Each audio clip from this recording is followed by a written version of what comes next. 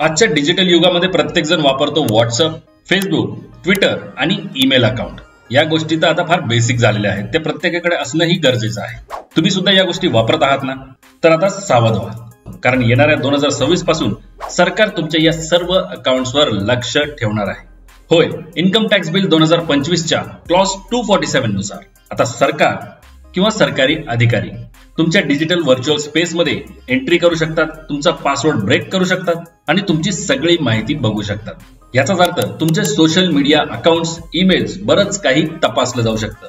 मग प्रश्न असा निर्माण होतो की ही ट्रान्सपरन्सी आहे की आपल्या प्रायव्हसीवर होणारा डायरेक्ट अटॅक? आजपर्यंत आपण ऐकलं होतं की इन्कम टॅक्सच्या चोरीबाबत जर माहिती मिळवायची असेल तर सरकार आपल्या फिजिकल डॉक्युमेंट चेक करते, फिजिकल ऍसेट्स चेक करते। पण आता सरकारने डिजिटल वर्ल्ड मध्ये सुद्धा पाऊल टाकलेलं आहे। तुम्हाला हे पटतंय का? तर इन्कम टॅक्स बिल 2025 नेमकं काय आहे, त्यामधला क्लॉज 247 काय आहे, त्यामधला प्रत्येक पॉइंट तुमच्या आयुष्यावर कसा परिणाम करू शकतो, हे सगळं जाणून घेण्यासाठी आपल्या चॅनलवरील हा व्हिडिओ नक्की बघा आणि तुमचं मत कमेंट करून नक्की सांगा की तुम्हाला ही ट्रान्सपरन्सी वाटते की आपल्या प्रायव्हसीवर झालेला डायरेक्ट अटॅक।